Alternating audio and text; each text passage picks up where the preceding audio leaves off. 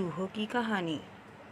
शहर में रहने वाले और गांव में रहने वाले दो चूहों में गहरी मित्रता थी। वे अक्सर एक दूसरे को संदेश भेजा करते और एक दूसरे का हाल जाना करते थे। एक बार गांव में रहने वाले चूहे ने शहरी चूहे को गांव आने का निमंत्रण भेजा। शहरी चूहे ने निमंत्रण स्वीकार कर लिया। सप्ताहांत का समय नियत हुआ और गांव का चूहा अपने शहरी मित्र के आने की प्रतीक्षा करने लगा। वह उससे ढेर सारी बातें करना चाहता था। उसे गांव के खेत खलिहानों की सैर करवाना चाहता था। वह अपने मित्र की आव भगत में कोई कसर नहीं छोड़ना चाहता था। इसीलिए वह उसके लिए ढेर सारे फल और अनाज इकट्ठा करने में लगा हुआ था। आखिर वह दिन भी आया जब से शहरी चूहा गांव पहुंचा। दोनों मित्र एक दूसरे से मिलकर बहुत खुश हुए। बहुत देर तक वे बातें करते रहे और एक दूसरे को अपना हाल बताते रहे। फिर दोनों भोजन के लिए बैठे। भोजन में गांव के चूहे ने अनाज और फल परोसे, जिसे खाकर दोनों ने आराम किया। शाम को गांव का चूहा अपने शहरी मित्र को गांव दिखाने ले गया। शहरी चूहा वहां के खेत खलिहान देखकर आनंद से भर उठा। वहां की शुद्ध हवा में सांस लेकर उसका मन प्रफुल्लित हो गया। गांव का चूहा बोला, गांव का वातावरण और वायु शुद्ध है, जो तुम्हें शहर में शायद ही नसीब होती होगी मित्र। शहरी चूहा शहर की समस्याएं जानता था। वह वर्षों से वहाँ रह रहा था, लेकिन गांव के चूहे मित्र की ये बातें उसे बुरी लग गई। हालांकि वो कुछ बोला नहीं। गांव का चूहा गांव की प्रशंसा में लगा हुआ था। वह उसे जंगलों में ले गया और बोला, मित्र, ऐसे प्राकृतिक और मनोरम दृश्य तुम्हें शहर में देखने को नहीं मिलेंगे। इसीलिए आज इस दृश्यों का आनंद ले लो। शहरी चूहे को ये बात भी चुभी, लेकिन वह कुछ नहीं बोला। वह सोचने लगा कि अब अपने इस ग्रामीण मित्र को शहरी चकाचौंध का जीवन दिखाना पड़ेगा।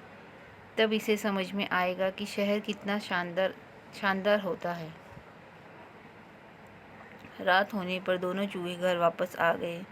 भोजन का समय आया तो गांव के चूहे ने फिर से शहरी चूहे को फल और अनाज परोसा। शहरी भोजन के आदी चूहे को यह भोजन गले नहीं उतर रहा था। वह बोला, मित्र, क्या तुम हर समय फल और अनाज खाते हो? शहर आओ, मैं तुम्हें एक से बढ़कर एक पकवान खिलाऊंगा, साथ ही वहाँ का शानदार जीवन भी दिखाऊंगा। कल ही तुम मेरे साथ चलो। गांव के चूहे में शहर देखने की लालसा जाग गई। वह फौरन तैयार हो गया। रात नरम घास पर सोने के बाद अगली सुबह उठकर दोनों शहर के लिए निकल गए। शहरी चूहा अपने ग्रामीण मित्र को उस घर में ले गया जहां वह रहा करता था। वह किसी अमीर आदमी का घर था। उसमें ही शहरी चूहे का बिल था। इतना बड़ा और सजा धजा घर देखकर गांव के चूहे की आंखें चौंधिया गई। खाने की मेज़ देखी तो उसका मुंह खुला रह गया। एक से बढ़कर एक पकवान उस पर सजे हुए थे। शहरी चूहे ने उसे भोजन प्रारंभ करने को कहा। खुशी खुशी गांव का चूहा भोजन करने लगा। सबसे पहले उसके प्लेट में से पनीर का टुकड़ा उठाया। उसने अभी पनीर कुतरा ही था कि शहरी चूहा चिल्लाया, भागो मित्र, बिल्ली आ रही है। जल्दी से अलमारी में छुप जाओ, नहीं तो जान से हाथ धोना पड़ेगा। पनीर छोड़ गांव का चूहा शहरी चूहे के साथ अलमारी की ओर भागा। कुछ देर तक दोनों अलमारी में छुपे रहे। बिल्ली के जाने के बाद दोनों वहां से निकले।